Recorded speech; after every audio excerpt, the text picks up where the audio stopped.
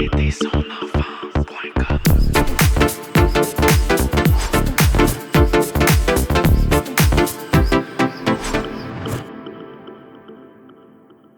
you for watching. This podcast is co-produced by aidersonenfant.com and la Fondation Jeunes en Tête. I'm your host, Stéphanie, and I will be speaking with Freshta, who went through a breakup with a friend.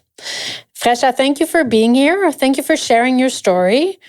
Tell me, how did this new friend enter your life? Well, it all started during COVID-19. I feel like we were all very antisocial and all stuck in our room and not having a lot of friends. So I decided to start talking to this one girl in my class. It was very fun at first. We would do stuff that I haven't before, like going to the movies alone with the girls or stuff like that. And I had fun. But then at some point, I realized that in her life, she had a lot of problems with her family, school, even guys.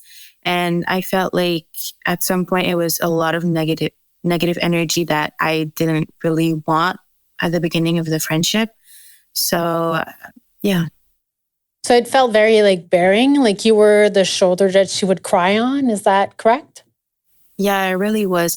I would try to help her a lot as much as I could during night calls, or even at school. We would stop listening and listen to her problems instead of the teacher, and instead of doing my homework, I'll listen to her and give her solutions, and I wouldn't even concentrate on whatever else in my world. It was really just her. Just her. So you let that friend in, and what did your parents have to say about her presence and the type of friend that she was?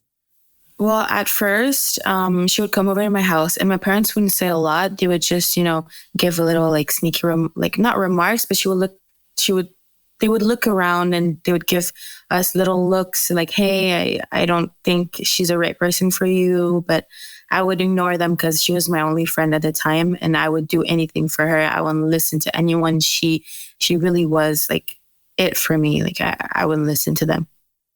And what were the impacts of this friendship on your mental health? Because as you said earlier, you could, speak with her all night. You could try and solve her problems during the night.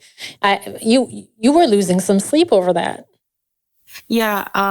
So she needed to talk about it most of the time. So at night we would call, and so I wouldn't get any sleep. And when you don't get sleep, well, you don't perform well at school. And even when you don't listen at school, not listening to at school and also not having a lot of sleep just makes me want to sleep in class, but also my grades are downgrading and I'm failing in school and I'm not in the best place. Health-wise, it's a complete mess. At what moment did you notice that, it wasn't supposed to be that way? It wasn't right. It wasn't a kind friendship. Around the end of the year, she posted a photo on social media, and she tagged most of our friend group inside of the photo caption. And it said that she wanted to kill herself and had suicidal thoughts because of the people tagged. That was a big piece of information that we didn't really know. We didn't really know how to act. So we were all shook because we didn't want her to tell the world about it, because then it's a very public post. So then we were scared that people would think that we were bad people, or that we would treat her wrong, or that we were just bad friends in general. So the next day we went to talk to her and we were like, hey, what is this post? What are your feelings? Why are you saying this to the whole world? Why are you saying this to the whole school? This is not how we treated you, but if this is how you feel, then maybe we should end things, because this is not the right way. This is not who we want to be. So, yeah.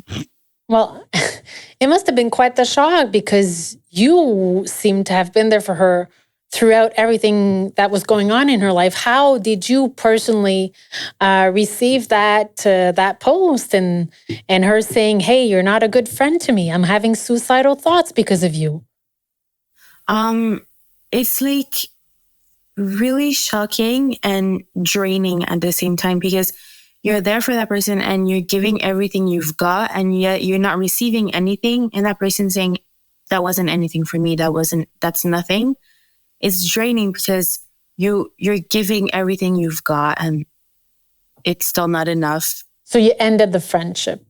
Yeah, I did, because it's like a bomb. At every night, every talk, every solution I would give her, it was like ticking and ticking and ticking. And when I saw the notification of the post, it's like, hey, that's enough. You're not going to do that. I'm not going to lose my self-respect and decency. I'm not going to let that pass. I'm just going to talk to you, end it. And if you don't listen to me and if you don't agree, then that's going to be your problem, not mine anymore. What are the flags now that you can notice when somebody enters your life? Because, I think there are flags there that you can identify for sure. Yeah. So when you're in like a friend group, or when you're meeting someone and instantly they're trying to make you do things that normally you wouldn't do or that you're uncomfortable doing, I feel like it's a red flag that says, hey, get out of there. Because if you're not comfortable and deep down, you know that you're going to either get in trouble with your parents or even yourself. When you know that this isn't good for you, just get out of there as soon as you can. It's better to listen to the voice at the back of your head than listening to the voices of people you've just met. It's hard to know when you're being influenced in a bad way, but once it just sticks together in your head and you're like, hey, no, I have to get out. And that's when you know that it's the time to get out. All right. And tell me, Freshta, what would you tell parents who they have a teen who's going through something similar as you? Like, what should they be doing? Because from what I'm getting, you weren't listening to what they had to say. What should they be doing? I would tell them to not jump to conclusions and not do things without my consent, because I know there are a lot of parents out there that when they see a red flag, they instantly jump in and they talk to the person, or they talk to the principal or the parents. And that's not something I would have personally enjoyed. I would have want my parents to just be there and be like, hey, if something is wrong, I'm here to listen to you. I'm here for you. Just tell me the right moment and I'll be there. Not without my consent, not behind my back, just really when I want their help. So we need to trust you with this. Yeah. All right. Well, Freshta, thank you so much for sharing your story with us. I think this has been very insightful for parents in terms of where should we be, next to you, in front of you, no bypassing for sure. Thank you so much, Freshta. In the next segment, we will be talking about the basics of friendship and then how they should all be rooted in kindness.